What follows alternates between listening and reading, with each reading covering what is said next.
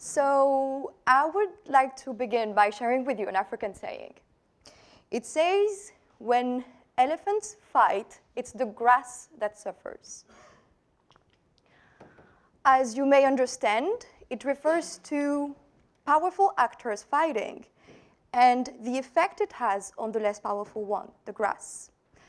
Today, I want to tell you the story about the grass, about how I'm trying to find ways to help the grass recover and grow again.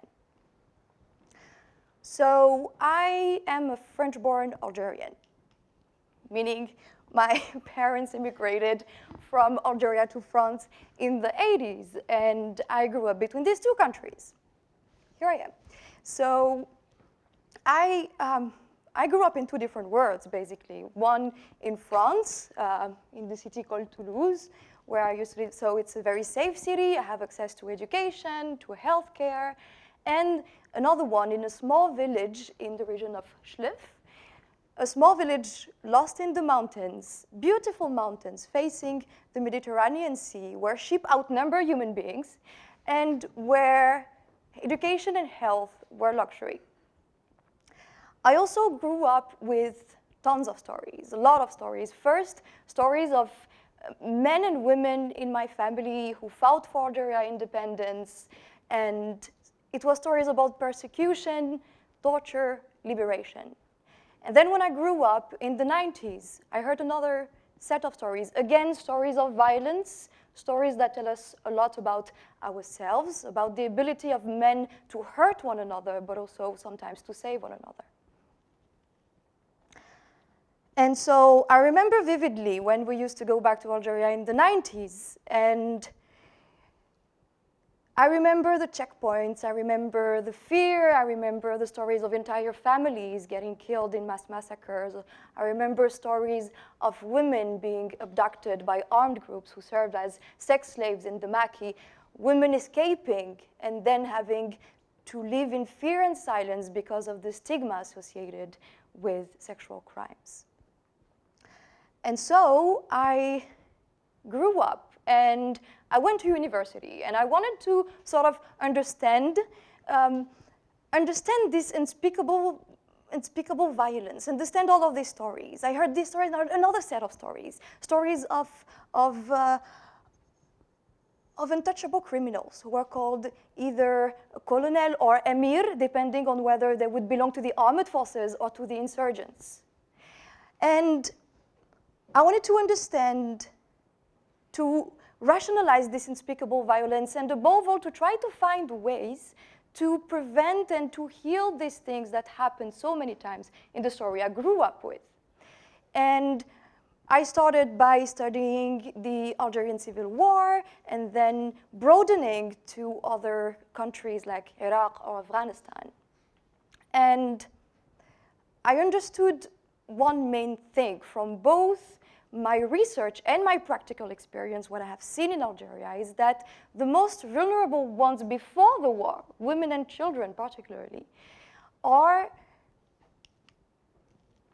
those who not only are the most exposed to violence during the war, but also those who are less taken into account during the transition from war to peace, when we're making deals. They're not organized, they're not armed, they're not powerful, they're not heard in courts, in media, in parliaments, even in academia sometimes. So I started doing all this research and going to these amazing universities, learning a lot, but I just couldn't get them out of my mind. I was sort of afraid of being a recluse in a sort of an academic ivory tower and forget about the sounds, forget about the faces that are hidden behind the numbers. And so I tried to bridge the gap between my research and practice. I understood that violence and war does not only destroy states or buildings, it destroys lives, it destroys families, it destroys the ability you have to project yourself in the future, hoping that you will be okay. And it's even more complicated when you're a woman or a kid, because you're not even allowed to take decisions for yourselves. you are not heard. Even if you raise your voice as loudly as possible, you won't be heard. And vulnerability here does not only flows from the fact that you cannot defend yourself physically, it's also that you are not heard within your political system, within your social system. And in 2005, oops, no.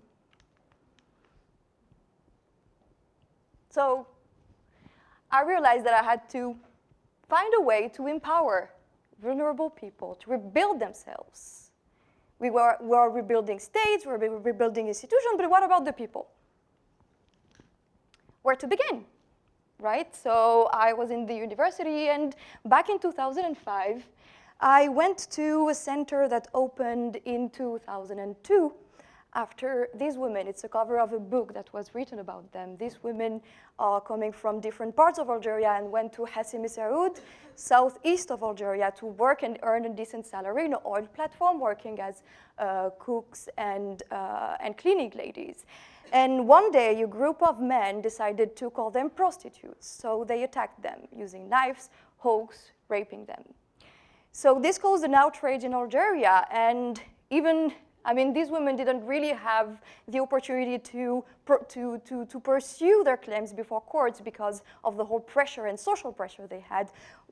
One thing that the Algerian government did was open a center called Darna. Darna means our home in Arabic, and it was so meant to provide healthcare and psychological care and to be a shelter because these women wouldn't be able to go back to their communities because of what happened. So they opened this center, but so on one hand, here it is.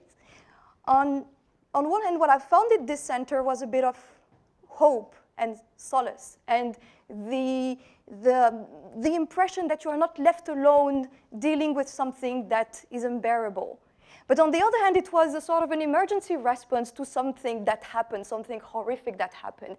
And it was not meant to be built in the longer term. No sustainability plan, no follow-up on the victims after they leave the center. But soon, more and more women would come. More women, not from Hassim Saoud, but from other parts of the country, who have been through sexual violence. They came here, but not enough capacity, not enough tools to empower them. So here is my initiative. I thought, hey, let's try to replicate, but using my knowledge and using what I have seen on the ground, using what I have learned from research to build centers that are not only shelters, but provide a sort of a holistic approach to help these vulnerable people rebuild themselves. So not only to empower them, but also to make their voices heard in the media, heard in the parliament, heard in courts, and heard in the academia with my research, heard even in international institutions. And also changing perception about the stigma of sexual violence. So let's do all of this. How? This is the question. So I'm trying to more or less use different tools and to give them the tools in order for them to learn how to use them. And so it's not only a shelter that I'm trying to build here, it's also giving, of course, psychological and physical health, but also legal counseling in order to prosecute their perpetrators if they're willing to. And educating and training with skills that will enable them to take initiative, to be part of their society, socially, politically, economically, and this is when micro-business and credit comes into the picture. So I want you to keep in mind one thing that I said in the beginning. Remember one thing for violence during a war. Remember power structure. Remember, when you look at a war in a country, look at who was vulnerable at the beginning, who was the most vulnerable and the most vulnerable to violence during the war, and how are they dealt with in the transition from war to peace. And you will see that those who are not organized, those who don't wear weapons, who don't have to give them back, are not heard. And if you want to help in this, because I'm beginning with Algeria, I want to have there my first successes and my first failures, and then replicate it to other countries. If you want to help, then here is my contact. I would need help from people in social entrepreneurship, because I'm a human rights holder, I'm very idealistic. I'm like, let's do this, that, and that. But then when I see a business plan, I'm like, what? So, so yeah, expertise in social business, but also if you're willing to collaborate, if you're doing something in the same in the same range of studies in other countries, I would love to have your lesson learned and feedbacks from you. Thank you very much.